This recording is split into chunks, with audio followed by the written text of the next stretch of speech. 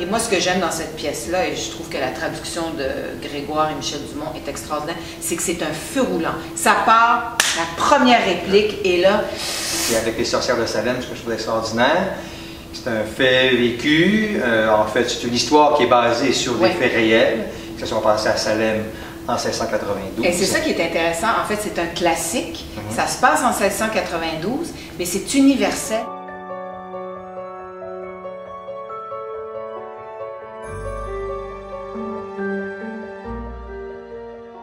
Je suis Martin Lavigne, le metteur en scène de la pièce Les Sorcières de Salem d'Arthur Miller.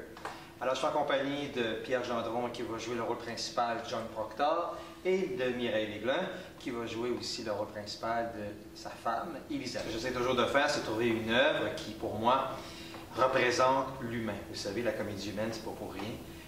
J'aime qu'on rit, j'aime aussi qu'on touche à des sentiments qui sont propres à l'homme et qui voyagent dans le temps. Et moi, ce que j'aime dans cette pièce-là, et je trouve que la traduction de Grégoire et Michel Dumont est extraordinaire, c'est que c'est un feu roulant. Ça part, la première réplique, et là... Et avec Les Sorcières de Salem, ce que je trouve extraordinaire, c'est un fait vécu. En fait, c'est une histoire qui est basée sur des faits réels, qui se sont passés à Salem en 1692. Et c'est ça qui est intéressant. En fait, c'est un classique. Ça se passe en 1692, mais c'est universel et c'est extrêmement actuel. Même la construction de la pièce, des fois, je la trouve supérieure au film. Des fois, je regarde le film. La pièce, on reste dedans, puis les gens rentrent dans la pièce, puis c'est un feu roulant qui est vraiment bien. Moi, ce qui me fascine, c'est avec les réseaux sociaux, avec toute l'information qu'on peut avoir aujourd'hui, on dirait qu'on a de la misère. Il y a tellement d'informations qu'on a de la misère à faire le vrai du faux. Ouais. C'est un peu ça la pièce. Et moi, ça m'affole les réseaux sociaux, c'est probablement pour ça que je ne fais pas partie de tout ça. C'est que n'importe qui peut émettre une opinion, n'importe qui peut dénoncer à tort quelqu'un, etc. Puis c'est ça, Salem.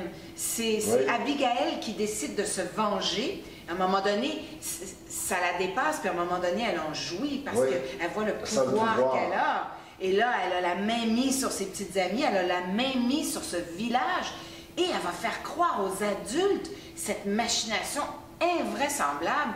Et ça ressemble beaucoup à ce qu'on voit sur les réseaux sociaux. Autant ça va toucher les ados, parce que c'est quand même une histoire le centre, c'est une histoire aussi d'adolescents, et puis en même temps, ça va faire réfléchir les adultes, ça va...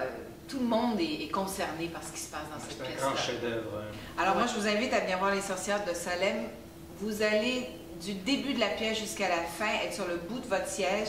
Vous allez avoir peur, vous allez pleurer, vous allez rire, vous allez avoir des sentiments de toutes sortes.